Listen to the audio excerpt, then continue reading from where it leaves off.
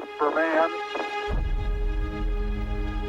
One giant leap. On July 20th, 1969, Neil Armstrong put his left foot on the moon and made history.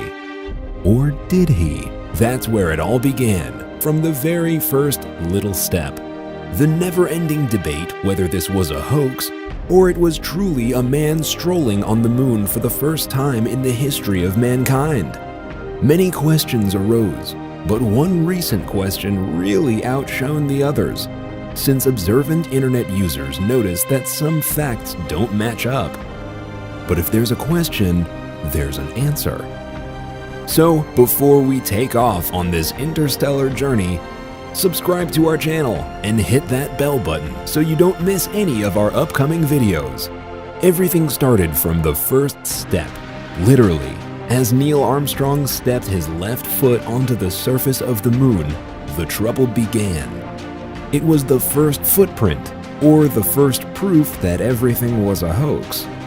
The never-resting conspiracy theorists have presented a new theory, suggesting that Neil Armstrong didn't even wear the boots required to take that step, because the footprint doesn't match the shoe. To support the claim, conspiracy theorists started comparing a photo of Neil Armstrong's Apollo 11 spacesuit with a shot from the mission itself.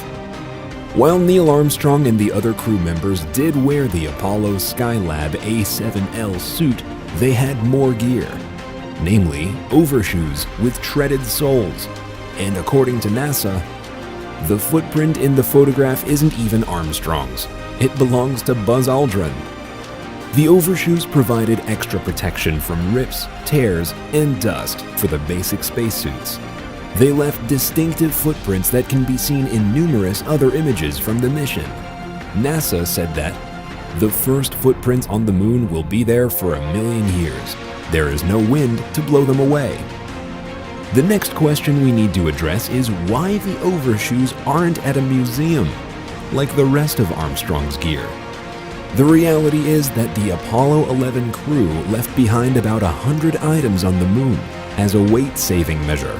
The list included not only TV lenses and bodily fluids, but the infamous shoes as well. The amount of attention that is given to this alleged hoax is underwhelming for all the Apollo 11 crew, but especially to the memory of Neil Armstrong himself, since he once claimed the biggest accomplishment of the mission was not taking the steps, but landing the lunar module. Pilots take no special joy in walking.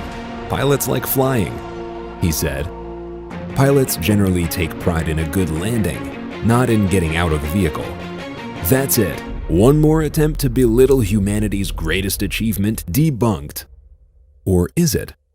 Obviously, in the age of information, there will always be someone who has doubts. But happily, the fact that astronauts actually stepped foot on the moon can be checked. Or, to be more precise, can be seen. A piece of NASA's robotic spacecraft, the Lunar Reconnaissance Orbiter, which was launched back in 2009, captured new, sharper views of the